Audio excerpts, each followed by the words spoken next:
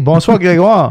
Salut Jocelyn, comment ça va? Ça va bien toi? Ça va très bien, merci. Cool. Aujourd'hui, lundi, On est le 21 septembre. 21 septembre, c'est le retour de Boomers, un podcast par des... Par des boomers. Exactement. Qu'est-ce qu'on fait dans notre podcast?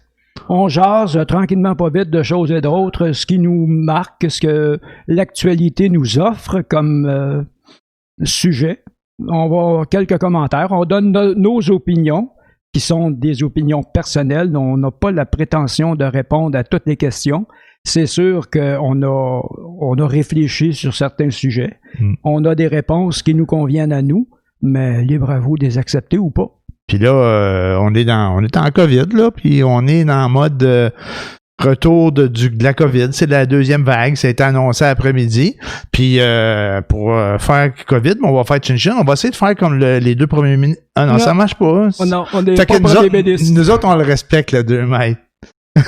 Tout à fait. Les autres qui ont réussi à le faire de chin-chin, nous autres, on n'y arrive pas. Bon, on n'a pas les bras assez longs. Exactement. Et qu'avoir le bras long, c'est ça que ça veut dire. Ah, c'est ça que ça veut dire. Bon, c'est cool. Hey, qu'est-ce qu'il y a de bon dans l'actualité? On parle de quoi, là, aujourd'hui, mon Grégoire? Bon, aujourd'hui, ce qui a été marquant, c'est les zones. Quelles zones sont jaunes, quelles zones sont oranges. Ouais. Et il n'y en a pas beaucoup qui sont vertes, je pense pas. Non, il en reste pas ben, non. Je pense que, en tout cas, j'ai pas suivi de proche, là. Je sais qu'aujourd'hui, ou hier, là, ça a changé des zones jaunes à orange. D'autres, je pense que ça a augmenté. Il y avait des zones vertes qui sont devenues vertes et jaunes, là. Puis, en tout cas, c'est un peu ça. Mais je pense que c'est comme 80% du Québec qui est dans des zones d'alerte, là. Oui, bien, il essaie de sectoriser. Je sais pas si le mot existe, sectoriser. Mais d'y aller secteur par secteur pour déterminer s'il faut faire attention, dans quelle mesure il faut faire attention pour éviter que la pandémie reparte de plus belle. Parce que ce serait pas vraiment le fun. Parce qu'on l'a connu au départ. Ce qu'il craignait le plus, c'était d'engorger le système de santé. Et le système de santé, qu'on le veuille ou non, il est encore engorgé. Ben oui. Essaie pas d'avoir un rendez-vous, c'est absolument presque impossible. Ben non. À moins d'être dans une urgence, puis c'est sûr qu'il ne considère que les urgences parce que les cas standards, ils peuvent pas les faire, tout simplement parce que le personnel doit être affecté à la détection du COVID et aux soins du COVID. Oui, il disait que j'ai vu un reportage sur les opérations, puis c'était pas nécessairement des non-urgentes, hein. Il y avait des opérations urgentes là-dedans, puis ça va lui prendre 2 ans à peu près à rattraper le retard. Oui, à condition que le COVID ne frappe pas de plus belle. C'est sûr. Il faudrait tout de même que les gens fassent bien attention pour éviter que ça arrive. Mais j'ai l'impression qu'on ne l'évitera pas. Malheureusement. En fait, aujourd'hui, il me semble, si j'ai bien compris dans les médias, là, aux nouvelles, le docteur Arruda, il a dit qu'on était dans la deuxième vague, là. C'était le début. Peut-être le début de deuxième vague. Là. Ça. Il dit on serait dans la deuxième vague, puis il dit qu'il a prévoit pire que la première. C'est parce que les gens ont fini par se dire que finalement, c'est pas si pire que ça. Je l'ai pas eu. Ouais, le relâchement, hein. Et puis, faut aller dans le non confortable, mettons. Ouais. On va peut-être avoir des menaces de mort, mais il y a des gens qui considèrent que le COVID n'existe pas, que c'est une invention. D'autres qui disent que les méthodes utilisées sont pas les bonnes, que ça ne sert à rien comme de porter un masque, par exemple. Ouais. Alors, ça nous met dans le trouble un peu. Mais je pense que le problème avec les anti-masques ou les conspirationnistes, en tout cas, je sais pas comment on les appelle, là, ils ont toutes sortes de noms, là. Les complotistes. Je pense qu'on les écoute trop, ils prennent trop de place. Moi, en tout cas, c'est le même que je le vois, là, tu sais. Ils sont une bonne gang, puis ils sont sur les médias sociaux, puis et crée-moi qui se font aller, puis même s'ils se font critiquer, puis que les gens disent que c'est n'importe quoi, sont pleins d'arguments, puis de contre-arguments, puis tu sais, j'imagine qu'ils doivent en convertir quelques-uns là à leurs affaires là, à force de marteler avec des nouvelles fausses ou vraies, je ne sais pas, hein, je suis pas bien placé. Tu sais, des fois ils vont mettre en doute certaines données, certaines façons de faire. En tout cas, moi ce que je sens, c'est que en mettant les gens en doute, ils atteignent leur point. Tu sais, les gens faut qu'ils se questionnent puis se demandent, c'est-tu vraiment là, c'est-tu, tu sais, le gouvernement donne pas des instructions, mais des recommandations. Puis les recommandations, des fois, sont contradictoires. Sont pas nécessairement claires, faciles à comprendre. Des fois, elles le sont. Des fois, elles sont évidentes, là. Mais d'autres fois, ça porte à interprétation. Fait que je pense, il y a comme du gris, comme dans n'importe quoi. Puis il patauge là-dedans pas mal. En fait, je pense que les complotistes vont se nourrir du flou scientifique qui existe autour de la COVID-19, parce que c'est pas le premier virus avec lequel on est confronté. Ouais. Prenons juste l'exemple du VIH. D'ailleurs, il y en a qui prétendent que le COVID-19, parce qu'il y a une séquence ADN du virus du VIH qui se retrouve identique dans le virus du COVID-19. Mais c'est tout à fait normal parce que c'est un peu un coronavirus aussi. Okay. Mais je ne suis pas sûr à 100% que ce soit un coronavirus, le VIH. Mais sauf que quand le VIH est arrivé, c'était une inconnue absolument hermétique. Alors, tout a été du tâtonnement en inventant l'AZT, par exemple, qui était très néfaste pour les gens qui apprenaient, mais c'était ce qu'ils avaient trouvé au départ pour combattre le VIH. Mais ça a été de tâtonnement en tâtonnement. Maintenant, mais on est 25 ans plus tard, minimum, peut-être plus que ça. Ben moi, je dirais une trentaine d'années. Pas loin de 40 ans, là. Au moins 30 ans, disons. Ah, facile. Plus tard. Oh, oui. Là, maintenant, le VIH, il n'y a aucun vaccin contre le VIH. Non. C'est un virus qui mute facilement. Okay. Alors, c'est très difficile à contrôler, mais par contre, maintenant, il y a des médicaments qui contrôlent le VIH. Tu peux avoir une vie acceptable, même si tu as le VIH, parce qu'avec le temps, ils ont fini par trouver quelque chose pour le contenir, pas l'endiguer complètement. Okay. J'ai l'impression que le COVID, ça va être la même chose. Ouais. Et qu'il n'y a que la prudence qui va faire qu'on ne sera pas contaminé continuellement, puis recontaminé. Est-ce qu'il y a des secondes contaminations? Le fait de l'avoir une fois, est-ce que ça t'immunise? Je ne le crois pas. Ben, on en apprend tous les jours, hein. Jusqu'à date, au début, au plus tôt dans la COVID, là, dans la pandémie, on parlait d'immunité collective. Là, on n'en parle plus. On parle même qu'on peut l'avoir 2 fois. Comme tu dis, le virus mute. Puis tantôt, tu parlais du VIH. Je pense pas que c'est un coronavirus. Le coronavirus, c'est plus respiratoire. C'est un virus qu'on pointe dans l'air. C'est pas le cas avec le VIH. Non, le VIH, c'est par les fluides. C'est ça. Je pense pas que c'est dans la même catégorie, là, personnellement. Là, il me semble que c'est pas le cas. Mais c'est un peu le même principe pour le côté sombre de la chose, qu'on connaît rien finalement. Ah ouais, c'est pour ça, oui, par exemple, effectivement. Fait que, mais par contre, ils ont découvert des traitements. Oui. Puis ça, découvrir des traitements, ben il y en a qui y a un médecin français qui nous parlait d'un traitement, là, à un moment donné, l'hydroxychloroquine, l'hydroxychloroquine, quelque chose de même, là, qui dit que ça guérit pas, mais ça empêche des décès, que ça aide à sortir plus rapidement de la maladie. Ça ne te protège pas, mais ça aide à guérir. Mais lui, il est très contesté en France, là, hein. C'est un médecin important, là, il est en charge de toute une, je pense, dans le coin de Marseille, là. Oui. C'est un professeur Raoult. Ouais, c'est ça. Fait qu'il est très contesté, mais lui, il tient son bout, là. Mais il a comparu devant une commission sénatoriale. Je ne l'ai pas écouté, malheureusement. J'ai juste pogné quelques bribes de son interrogatoire. Mais non, il se défend bec et ongle. Ouais, c'est ça. Et on va savoir plus tard s'il avait raison ou pas. Tu sais, parce que les nouvelles changent de jour en jour, là. Absolument. T'sais, on ne connaît pas le virus. Fait que, au début, c'est un virus respiratoire. Faut se laver les mains. Faut pas se toucher. Il me semble que j'ai entendu aux nouvelles hier que la contamination par le toucher sur les surfaces, que c'est pas si pire que ça. Là, on est rendu à penser que le virus se propage peut-être dans l'air, là. Au début, je me souviens qu'on disait, il n'y a pas de danger, vous êtes à 2 mètres, le virus est pesant, il va tomber à terre. C'est un peu, oui, c'est un peu comme ça qu'on le disait, là. Encore. Ouais, j'ai pas pogné ça. Ouais, c'est un peu comme ça. Puis là, c'est rendu que là, on n'est plus certain, là. Tu sais, est-ce que ça va dans l'air, dans les conduites? Je sais pas. Mais ça c'est ça. Ça évolue de jour en jour. Oui. Voilà. Fait que toi, comment tu vois ça, une deuxième vague? Je trouve ça triste. Ouais. Je trouve ça triste parce que c'est évitable. Mais la nature humaine étant ce qu'elle est.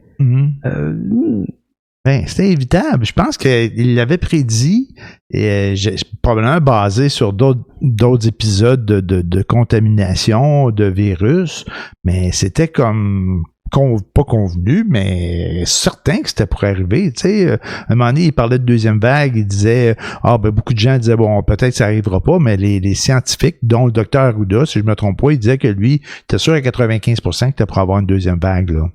Oh! Je sais que, il me semble, c'est la grippe espagnole que, quand la deuxième vague est arrivée, que le taux de mortalité était excessivement élevé. Là, actuellement, le taux de mortalité s'apparente un peu à une grippe. C'est ce qui fait confondre. Les gens qui travaillent dans le milieu de la santé, ils travaillent très dur. Et ils l'ont très dur.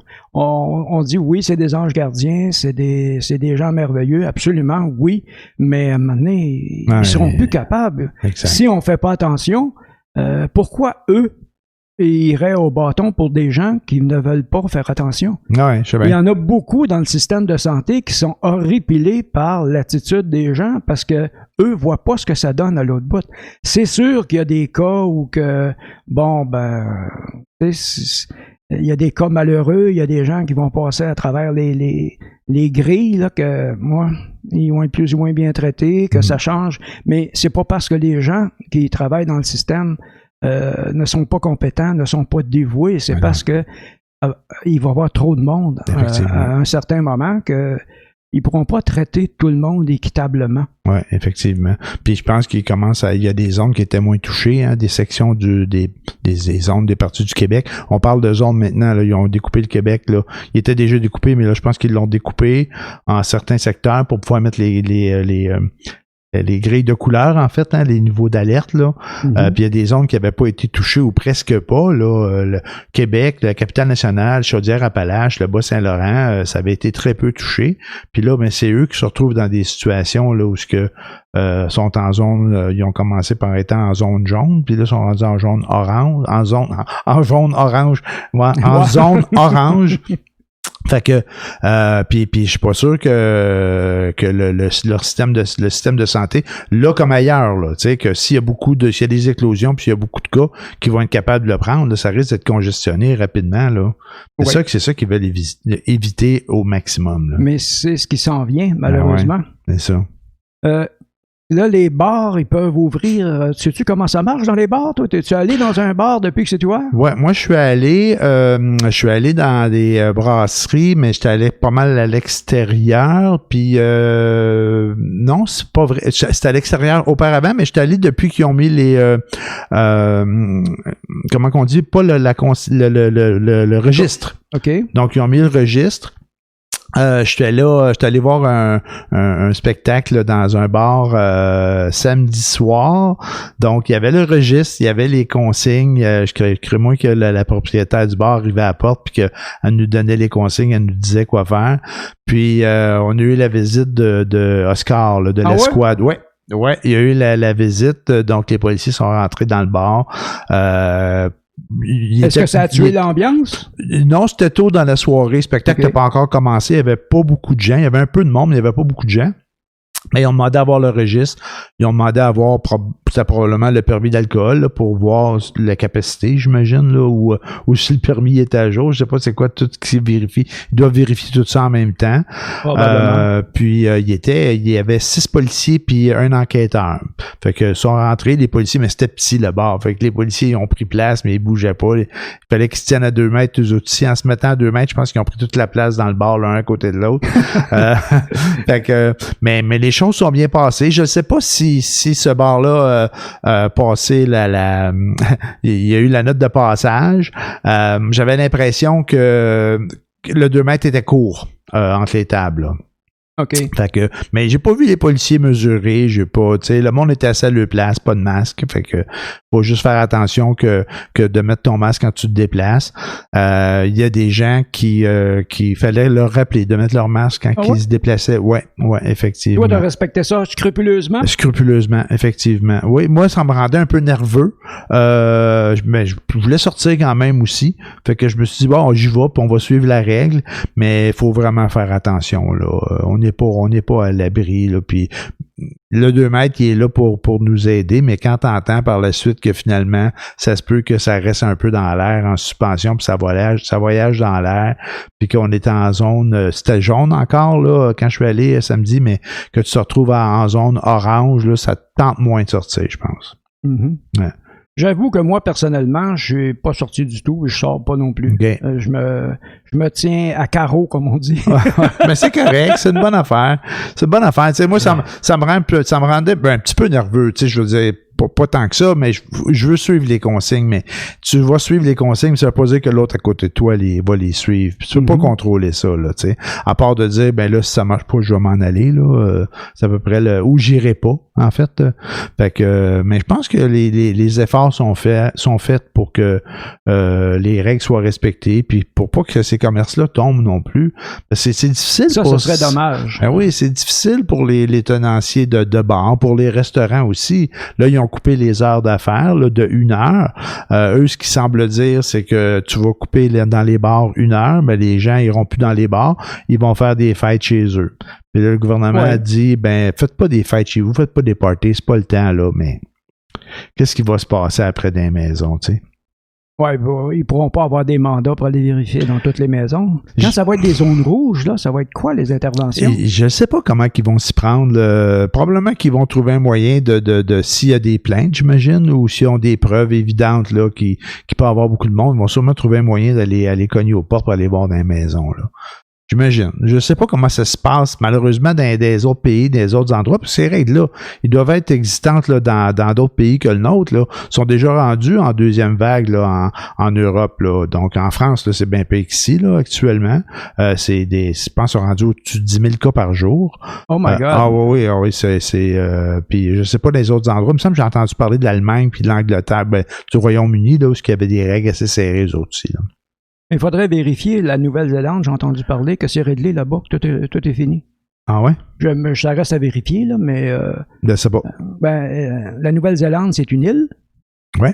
Alors, c'est plus facile à contrôler. OK. Ah, bon, ben tant mieux pour eux autres, là. Puis, un peu comme le Nouveau-Brunswick, c'est pas une île, mais je pense qu'eux aussi avaient peu de cas. Ils avaient réussi, là, avec des mesures assez draconiennes, là, en empêchant le monde de rentrer chez eux, de garder le contrôle. Là. Ils ont fait ça très sérieusement. Ouais. Mais c'est ça. Je pense que c'est inévitable. C'est vers ça qu'il va falloir aller, faire attention, fermer les frontières, tout simplement. Bon, mais les frontières sont fermées, là.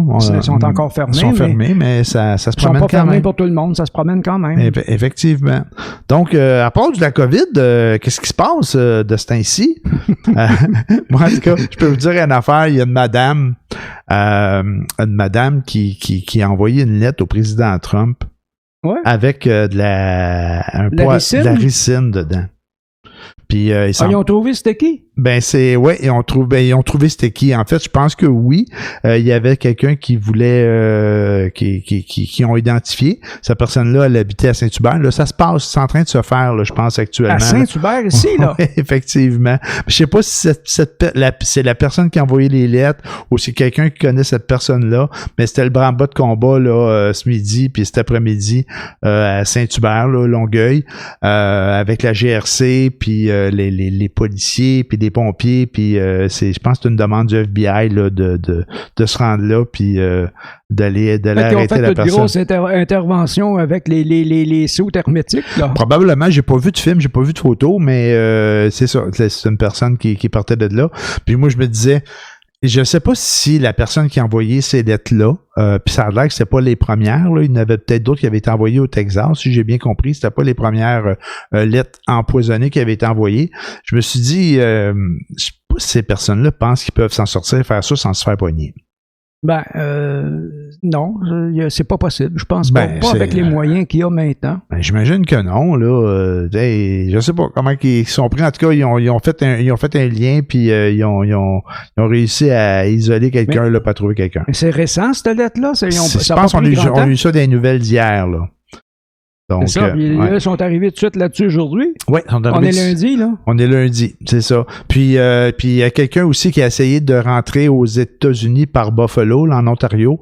La personne, elle a essayé de traverser les frontières en auto. Puis ça, c'est une des personnes aussi qui est visée, là, qui est soupçonnée. Effectivement. Fait que moi, je reviens pas quand tu fais une affaire de même, tu sais, je veux dire. J'ai lu un commentaire de Guillaume Lepage sur Twitter, je trouvais ça drôle, c'était comme, garde, t'es pas content envers quelqu'un, vote pas pour lui, empoisonne-les pas, là, tu sais. Non, mais c'est vrai, tu sais, c'était un peu ça, là. Je pense que les Russes qui font ça, eux autres empoisonnent le monde, là. Oui, ils ont trouvé la méthode, eux autres, pour un peu draconienne, je crois. Non, les dissidents soviétiques, ils se mettent dans le trouble parce qu'ils ont... le KGB, c'est plus KGB maintenant, c'est d'autres lettres. Je connais pas les lettres, c'est le même service secret russe. Ils ont inventé le Tchok, ça finit par Tchok, je me souviens plus du mot, là. OK. Et puis, c'est juste eux autres qui s'en servent, puis ça fait le deuxième qui empoisonne, là, qu'on a connaissance. Il y a eu le gars à Londres. Là, puis l'autre, c'est un Allemand, je pense? Le dernier, il est traité en Allemagne. Okay. Non, c'est un Ukrainien, il me semble. Ah, OK. Il me semble que c'est un dissident ukrainien. Mais il a été traité en Allemagne. Ouais. C'est ça, parce que le régime en Ukraine est pro-soviétique. OK. Et puis, ils l'ont empoisonné avec le même petit produit. Bon, c'est des champions. Je veux dire, tu sais, à quatre parts. À un moment donné, je sais pas, il me semble que j'allais dire c'est dépassé, ça n'a jamais eu sa raison d'être, là, cette façon de faire-là, mais je pense qu'à un moment donné, il y avait comme des guerres bactériologiques, là, et tout le monde voulait inventer son petit poison, son gros poison, en fait, là, pour pouvoir faire ce genre de guerre-là, mais il y avait eu comme des ententes à un certain moment donné que tous les pays arrêtaient ça, là, mais je pense que les Russes, eux autres, ils ont décidé de continuer un petit peu, là. Oui, les armes chimiques, là. Les armes chimiques, probablement. Donc, retour à la crise de la COVID, j'ai pensé à quoi tantôt, puis je me disais, tu sais, quand il y a eu le Québec était mis sur pause. Oui. Ils ont tout fermé. Entre les restaurants, les écoles, tout le kit. Tout ce qui n'était pas service obligatoire nécessaire. Tout ce qui n'était pas nécessaire a été fermé. Naturellement, la SAQ, c'est... Ouais, ça, c'est resté ouvert, la SQDC. Mais à quelque part, en tout cas, je sais pas. Mais... Ils ont fait des chiffres records. Hein? Ouais, j'imagine, il y avait qu'eux autres. Mais, et puis il y avait aussi les soins personnels. Donc, il y avait tous les soins de coiffure puis tout ça. Puis je me suis demandé si toi, ça t'avait affecté, ça, le fait qu'ils ont fermé les soins de coiffure pendant la COVID. Tu te fous de la gueule? Ouais, un peu. mais en fait, la vraie affaire, ça a l'air que c'est sûr qu'il y a beaucoup de gens qui avaient hâte que ça réouvre, mais j'ai vu dans les médias, il y a une couple de semaines, que les salons de coiffure, la business, ça partit en fou, là, quand ils ont enlevé les interdictions, mais que là, ça a ralenti leur business, là. Ouais. Fait que, ouais. Ça ralentit, ils ont moins d'affluence qu'auparavant. Ça a l'air que ce qui a augmenté, c'est la vente de tondeuses, de clippers. Là. Ouais. Sûrement. Ouais, effectivement. Fait qu'il y en a qui ont décidé probablement de se couper les cheveux eux autres mêmes. L'autre affaire, je sais pas si avec le télétravail, les gens sortent moins. T'as sûrement moins besoin de te coiffer, de te couper les cheveux ou de. Je sais pas, mais ils disaient qu'il y avait moins d'affluence, ça avait baissé. Mais il y a bien des choses qui ont augmenté, par exemple, mais comment je pourrais comprendre ça? Personnellement, j'irais pas, même si j'avais des cheveux, j'en ai pas. J'ai mon clipper, puis je passe le clipper, ça finit là. Mais je sais pas si j'irais voir me faire coiffer maintenant. OK. Non, je pense que j'irais pas, même si j'avais des cheveux. Puis par contre, il y a bien des choses que ils ont augmenté beaucoup, comme par exemple, essaie de trouver du bois, mettons, tu veux faire un patio, bonne chance. Oui, effectivement. Des affaires de jardinage, bonne chance. Ouais. Des rénovations de cuisine, bonne chance. Ouais. Il y a un paquet de choses que les gens se sont lancés dans ça parce que pour une fois, il y avait le temps.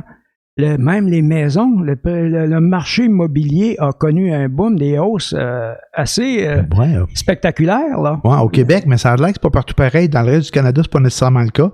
Mais au Québec, oui, effectivement. Le reste du Canada, c'est que le marché est déjà très, très, très haut. Ouais, peut-être. Si on va à Toronto, par exemple, les prix, c'est le double d'ici, là. Mm-hmm. Au moins. Mais il y a bien des choses comme ça que, oui, les gens se sont lancés dans ça parce qu'il y avait le temps. Ben, effectivement. Mais c'était resté ouvert. Alors, mais malheureusement, tous les petits commerces, là, c'est très, très, très difficile. Oui, non, c'est difficile. C'est difficile. Puis, il y avait... La vente au détail, les vêtements, là, c'est l'enfer. Là. Oh, oui. Ça ferme. Mais la restauration... Je veux dire, en tout cas, ils ont déjà eu beaucoup de problèmes parce que ceux qui n'étaient pas équipés pour faire du take-out, il a fallu qu'ils se virent de bord rapidement. Oui. Là, maintenant, ça a réouvert, là, c'est en train de refermer, mais ça a réouvert avec des conditions qui sont quand même assez restrictives là, dans les restaurants. Il y a tous les problèmes de pénurie de main-d'œuvre. Aussi, il y a des gens qui étaient habilités à revenir travailler, mais qui ont décidé probablement de rester sur la PCU, là. Mais la PCU est finie, là. C'est ça. Elle est finie à la fin du mois, mais ça va être remplacé par le chômage. Ouais. Mais je me suis demandé le chômage, là. Tu sais, pour avoir droit au chômage, il faut que tu aies perdu ta job, hein? Faut pas que tu l'aies laissé, faut que tu aies été congédié, mais par une perte d'emploi. Faut pas que tu te sois fait mettre dehors, pas congédié, mais faut que tu aies perdu ton emploi. Fait que les gens là qui ont perdu leur emploi à cause de la crise de la COVID, qui ont décidé soit d'aller sur la PCU ou sur le chômage, là, mais probablement que la majorité des gens sont allés sur la PCU, c'est plus facile, plus payant, probablement plus rentable. Quand que les endroits où ces gens-là travaillaient, ils ont dit, bon, OK, on peut réouvrir maintenant, tu peux revenir travailler, puis là, si la personne dit, oh non, moi, je retournerai pas, je préfère rester sur la PCU. Ils vont pas dire, je préfère rester sur la PCU, ils vont plutôt dire, j'ai peur du COVID. Ah ouais, c'est ça l'affaire, c'est ça le truc. OK. Parce que j'allais dire, si tu dis, moi, je veux rester sur la PCU, je vais pas venir travailler, ben là, à ce moment-là, c'est comme si tu avais lâché ta job. Là, quand la PCU va finir, tu n'auras pas droit au chômage, là. En tout cas, me semble, je dis ça, peut-être que je me trompe, sûrement qu'ils ont assoupli des règles, là, par rapport à la crise sanitaire. Mais tu sais, quand c'est toi qui lâches ta job, tu n'as pas droit au chômage, là. Je ne sais pas. À l'assurance emploi, en fait. Je connais pas le système. Ouais. Je ne sais pas comment c'est rendu le système. Je sais que la seule chose que j'ai entendue dernièrement, c'est avant, ça prenait, je pense, 520 heures de travail pour pouvoir retirer du chômage. Dû à la COVID, ils ont baissé ce ratio-là à 120. OK, bon. Ça veut dire que c'est 5 semaines de travail. OK. À 40 heures. Ça fait c'est même pas ça. Oh, je sais pas comment. C'est 3 semaines de 40 heures, ça fait 120. Ça ressemble à ça, hein? Bon. Ah ouais, c'est un mois. Faut peut-être travailler un mois, presque un mois. Okay. Mais je ne sais pas comment marche le système. Là. OK. Je sais que les emplois au Québec, Legault, il a bien peur des nananes que pourrait lâcher Justin Trudeau pour garder les gens à la maison. Ouais, c'est sûr. C'est sûr. D'un autre côté, tu sais, qu'est-ce qui va arriver s'il y a une deuxième vague? Et puis si on remet encore le Québec puis le Canada sur pause, tu sais, faut que les gens continuent à manger, là. Faut qu'ils continuent à payer leur loyer. Tu sais, ça peut arriver, hein, cette deuxième vague-là. Tu sais, là, on est tiré, on a mis la PCU jusqu'au mois de septembre. Puis il y avait un besoin là, je crois bien. Absolument. Là. Absolument. Fait que ça peut-être que ça va arriver à nouveau, mais ça peut pas arriver de façon j'allais dire infinie, c'est exagéré, mais il faut pas que ça se répète trop souvent. À un moment donné, il y en a déjà pas d'argent, là. C'est que on va prendre d'où l'argent pour faire ça, là, tu sais? Ben, il n'y en avait pas au départ. Avant, ils coupaient dans tout. Ouais. Et là, tout à coup, il arrive la COVID, puis il arrive à des 400 milliards de déficit. Ah oui. Pas de déficit, mais de dette, là, j'imagine. D'investissement dans les régimes sociaux. Ben oui. Mais une deuxième fois, ça va coûter aussi cher, puis à un moment donné, la source va tarir. Ouais. Où on va s'endetter, surendetter. Ah, ça, c'est sûr. On va se ramasser comme la Grèce ou l'Espagne ou le Portugal, qui ont eu beaucoup de problèmes avec le FMI, là, le Fonds monétaire international. Même ça, c'était en Grèce qu'il y avait eu la difficulté. Puis, la Grèce, oui. Ouais, ça, c'est certain. Puis en Italie aussi, là, c'était difficile à un moment donné pour eux autres pendant un certain temps. Les autres pays, je peux pas te dire, là, je suis pas connaissant dans tout ça. Malgré que nous, on est plus à l'abri que ça parce qu'on a beaucoup de matières premières. Eux en avaient pas. OK. C'est plus ça le problème. C'est plus des fonctionnaires. Voilà. Fait que eux autres, ils sont tous des fonctionnaires. Mais moi, je reviens à la COVID-19. J'avoue que au début, je suivais religieusement les conférences de presse de Justin Trudeau, puis celle de M. Legault dans 1h de l'après-midi. L'un est à 11h, l'autre à 1h. J'allais prendre une marche entre les deux pour respirer un peu. Et puis, j'ai suivi ça pendant peut-être un mois. Après ça, puis je suivais tout ce qui se disait à côté. Et puis, mais par contre, je ne suis pas allé dans les affaires de les gens qui contestent tout. Puis non, parce que je comprends pas le besoin de tout contester, là. On est dans le néant. On n'est pas sûr de rien. C'est normal que le gouvernement aille en tâtonnant, qui aille d'un côté, on s'est trompé, on va aller de l'autre côté. C'est tout à fait normal de tâtonner parce que c'est un inconnu. Exact. Il faut le découvrir au fur et à mesure. Alors, je me suis limité à regarder une fois de temps en temps les nouvelles consignes. Juste écouter les consignes du gouvernement et c'est tout. Je me suis limité à ça parce que ça me stressait. Je devenais anxieux pour rien. Parce que je ne peux pas rien changer à ça.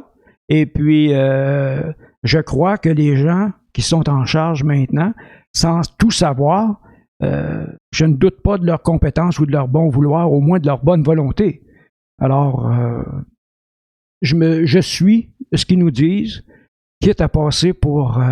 comment est-ce qu'ils appellent ça? Un moutruche. Un moutruche. Mouton et autruche. Moutruche. Oh my God. Quand j'ai vu ce mot-là, je me suis dit, oh là là là là là là. Puis j'ai entendu ce mot-là, pas parce que je suis allé sur des sites, c'est parce que sur mon fil de nouvelles, je sais pas par qui ça m'est arrivé, là, mais c'est sûr que je l'ai bloqué, là, que je mette de plus suivre à cette personne-là, là. Mais il y avait une dame, là, je dirais pas son nom, ça sert à rien, mais qui arrivait comme ça, là, puis avec toute la morgue et la condescendance des gens qui savent tout, puis qui ont la vérité absolue, traitait les gens de moutruches, puis blablabla, blablabla, blablabla. Tu sais, quand t'es sûr là, de ton point de vue, puis que tu peux pas changer ton point de vue, là, puis que tu sais que c'est ça l'affaire, là, ben c'est parce que t'as arrêté de réfléchir, puis c'est pas quelqu'un avec qui je veux discuter. Comment tu les appelles, les moutruches? Ils nous appellent moutruches. Ouais. Les moutruches. En tout cas, moi, je me classe dans la catégorie moutruches. Les moutruches.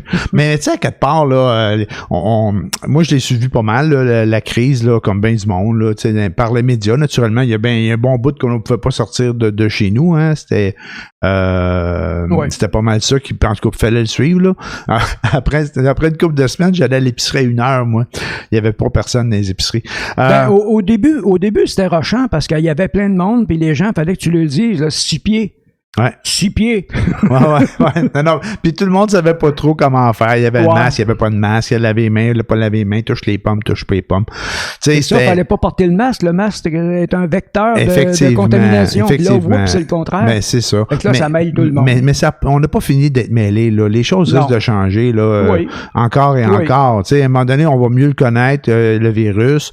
On va savoir qu'est-ce qu'il fait. En tout cas, mieux, peut-être plus, là, savoir ce qu'il fait. Les choses changent. Puis moi, ce qui me titillait dans les conférences de presse, puis c'est surtout là que je m'informais pendant les points de presse du premier ministre Legault. Il y avait des journalistes des fois qui posaient la question puis ils disaient « Ah, mais vous avez dit ça la semaine passée, puis aujourd'hui ça a changé. » Moi, ça me mettait hors de moi, dans le sens de dire « Écoute, tu veux-tu être un bon journaliste puis paraître fin en posant des bonnes questions pour mettre en boîte le premier ministre puis les gens de la santé publique, ils savent pas eux autres non plus. Il faut que tu évolues avec il faut que tu évolues. Il faut que tu comprennes qu'il y a une évolution puis qu'on ne connaît pas le fameux vaccin, pas vaccin, virus, tu sais. Puis j'ai fait un lapsus, là, on parle de vaccin. Est-ce qu'il y en aura un vaccin, tu sais?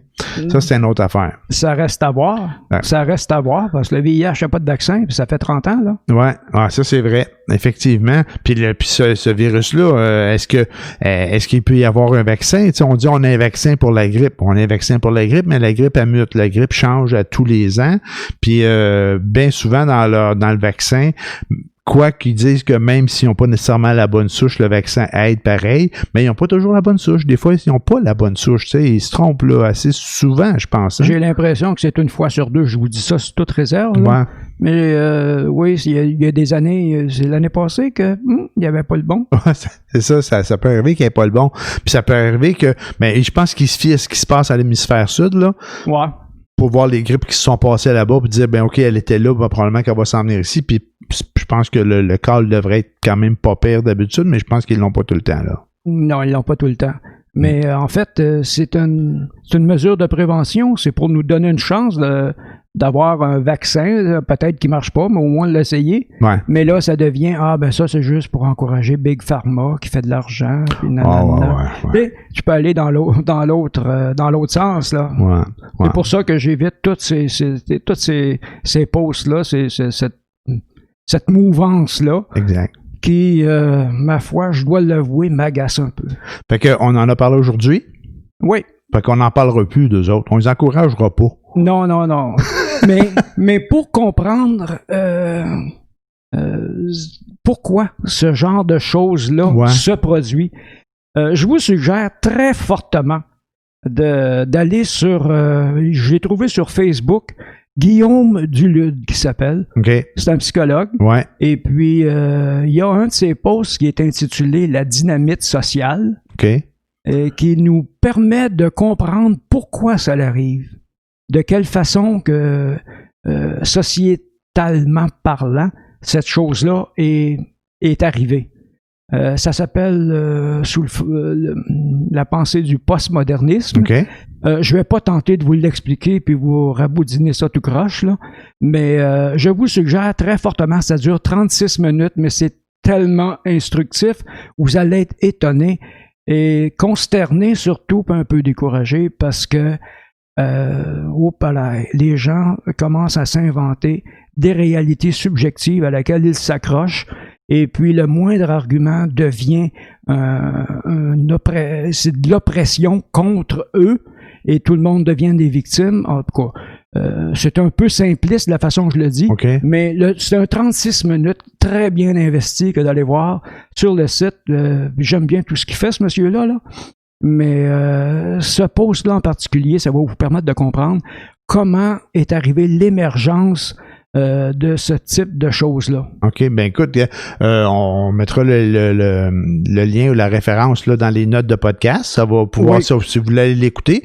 Puis même moi, je l'ai pas vu, là. Ça fait que j'ai jeté un coup d'œil. On pourra en reparler dans un prochain épisode. Parce que c'est très instructif. Ouais, c'est bon. Oui. Excellent.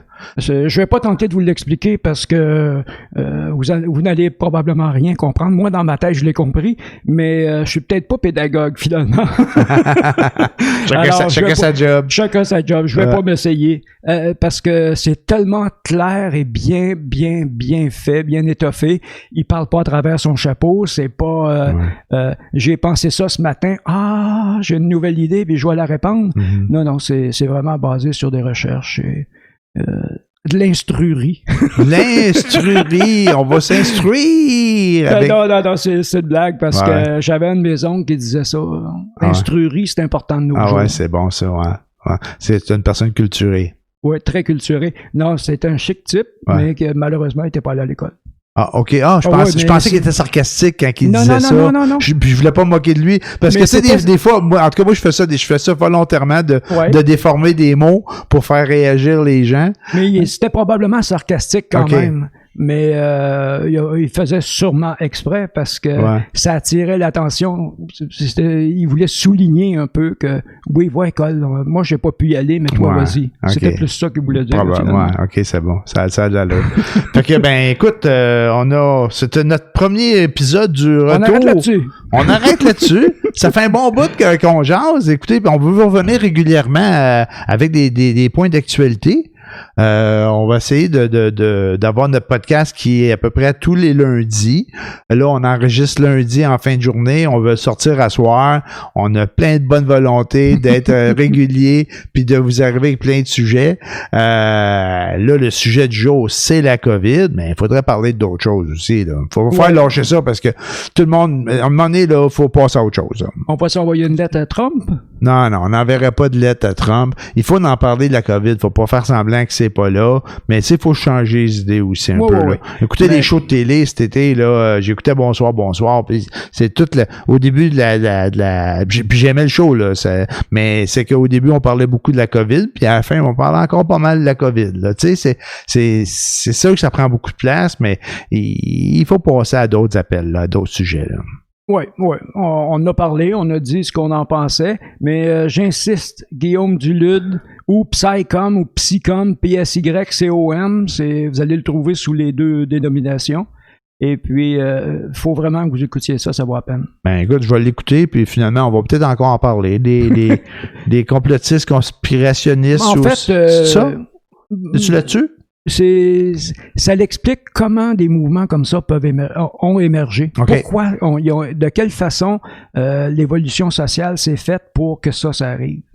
Ben, à un moment donné, je voyais des données, là, il y a comme 20% des Québécois qui croient une théorie du complot, là.